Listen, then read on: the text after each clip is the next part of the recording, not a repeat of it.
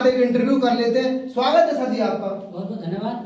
तो सर आपको याद ही होगा कि हाल ही में एक मुद्दा आया है निकल करके, जो कि संसद में एक गलत भाषा का उपयोग किया है, अमानवीय भाषा का उपयोग किया है, यहाँ तक कि असंसदीय भाषा का भी उपयोग किया है रमेश बिधूड़ी जी ने। आप क्या समझते हैं सर? आप देखिए, ये जो भारतीय जनता पार्टी की लैंग्वेज है और भारतीय जनता पार्टी में ऐसे नमूने आए दिन मतलब बहुत सारे भरे पड़े हैं। वो किसी ना किसी को जो है किसी ना किसी को आए दिन अपशब्द बोलते रहते हैं। अब सबसे बड़ी बात है ये है कि भारतीय जनता पार्टी ये जो बतानी चाहती है जनता को कि आपका यही होने वाला है आने वाले टाइम में। अगर 2024 में भारतीय जनता पार्टी की सरकार बनी है तो आप एक सोच ही सकते हैं, एक मेंबर ऑफ पार्लियामेंट, देश की राष्ट्रीय पार्टी बसपा जो तीसरे नंबर की राष्ट्रीय पार्टी है, उसके मेंबर ऑफ पार्लियामेंट के लिए अगर इस तरीका के शब्द बोल दिए तो एक आम आदमी के शब्द आम आदमी के लिए क्या क्या बोल सकते हैं और आम आदमी की क्या हालत होगी इस भारतीय जनता पार्टी की सरकार में।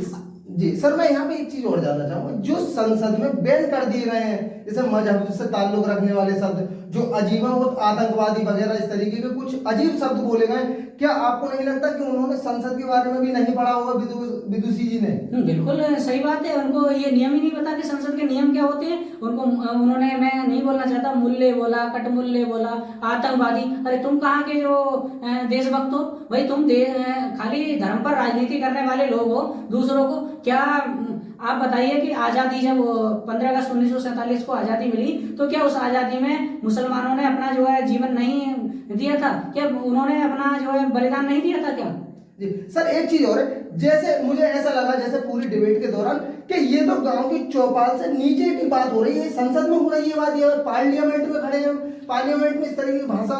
देखिए, ये जो वर्तमान में देखा जाए तो तानाशाही राज हो चुका है। कहने का मतलब ये है कि उनको नहीं मतलब है कि वो संसद है, सुप्रीम कोर्ट है, हाई कोर्ट है, उन्हें कोई मतलब नहीं कि कौन सा जो है जगह क्या है। उन्हें अपनी भाषा बोलनी है तो बोलनी है। इनको जो तानाशाही का ये जाहिर करा रहे हैं कि ये हमारा तानाशाही राज आ चुका है, कुछ होने वाला नहीं है। भारतीय जनता पार्टी ने उन्होंने नहीं निकाला, क्या कारण है भाई? इतनी बदतमीजी करिए, निकालना चाहिए ना कहीं ना कहीं। जी, मैं आपकी बात से कहीं ना कहीं सहमत हूं, लेकिन एक एंगल और देख लीजिए सर इसका। जैसे आप रमेश बिधूड़ी जी को कह रहे हैं, क्या स्वामी प्रसाद मौर्य भी उसी तल पर नहीं है जिस तरीके से वो हिंदू धर्म पर इस तरीके के बखेड़े और बयानबाजी करते हैं? स्टालिन, क्या ये तीनों नेता एक ही तल पर है या फिर कोई आपको लगता है इन दोनों में कोई असंतुलन की स्थिति है? देखिए, हाँ सही बात है आपकी। कहीं ना कहीं इन लोगों की देखा जाए तो ये आज ही पैदा नहीं हुए हैं। जी, स्वामी प्रसाद मौर्य भी आज पैदा नहीं हुए हैं, स्टालिन भी आज पैदा नहीं हुए हैं। इनको आज ही क्यों याद आ रहा है ये सब सिस्टम? क्योंकि आप जब गुलाम होए पड़े हो, तुम्हारे पीछे लाठी पड़ने वाली है, आप वहां पर मलाई मार कर आए थे तब याद नहीं आया था? भारतीय जनता पार्टी में ये रह चुके हैं स्वामी प्रसाद मौर्य, लेकिन उनको याद नहीं आया।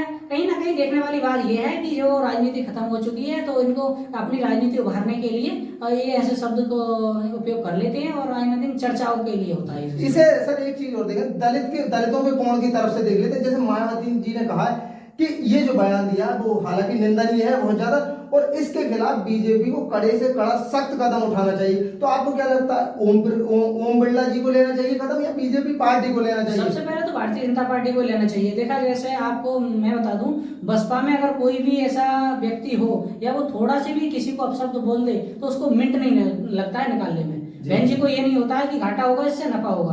कहीं ना कहीं भारतीय सबसे पहला जो सवाल है वो भारतीय जनता पार्टी को निकाल देना चाहिए था, जैसे कि लाइव चल रहा होगा देख के ही।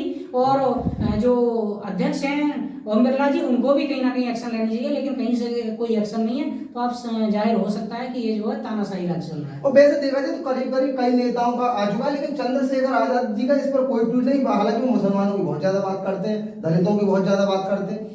देखिए, जिस तरह से वो दलितों की बात करते हैं, मुसलमानों की बात करते हैं, जिस तरह से पूरे विपक्ष की, अगर कह लीजिए बसपा की, सपा की और पूरे विपक्ष की जितने भी ईमानदार संगठन हैं, उनकी लड़ाई भारतीय जनता पार्टी से है, तो उसी तरह से चंद्रशेखर की लड़ाई बसपा से है। जी जी, जैसा कि सर, जैसे मैंने कहीं पढ़ा है संविधान के अंदर भी कि अगर संसद में कोई भी अपशब्द या डिबेट होती है, उस दौरान कोई मान लीजिए बखेड़ा खड़ा हो जाता है तो उसके खिलाफ जो है सर्वोच्च न्यायालय में कोई भी अपील नहीं कर सकते। तो इसमें आपको क्या लगता है कि इसमें क्या होना चाहिए? देखिए, पार्टी, सबसे पहले पार्टी को, मैंने बताया, पहले भी बताया कि पार्टी को एक्शन लेना चाहिए, क्योंकि पार्टी अध्यक्ष हैं, पार्टी अध्यक्ष को एक्शन लेना चाहिए। ओम बिरला जी को वहां पर कहीं ना कहीं जो है इन लोगों को ऊपर जाने की जरूरत ही नहीं है, पार्टी से निकाल दिया जाए जो भी, और उनका जो उनकी सदस्यता रद्द कर दी जाए कहीं ना। आपको लगता है कि ये इतना बड़ा वास्तव में मैटर है कि उन्हें बिल्कुल पार्टी से निकाल ही दिया जाए? बिल्कुल मैटर बहुत बड़ा है। किसी को इस तरीका की अपशब्द भाषा बोलना कहीं ना कहीं गलत है और ये गैर संवैधानिक है और ये लोग तो संविधान को मानते ही नहीं है मेरे से। जी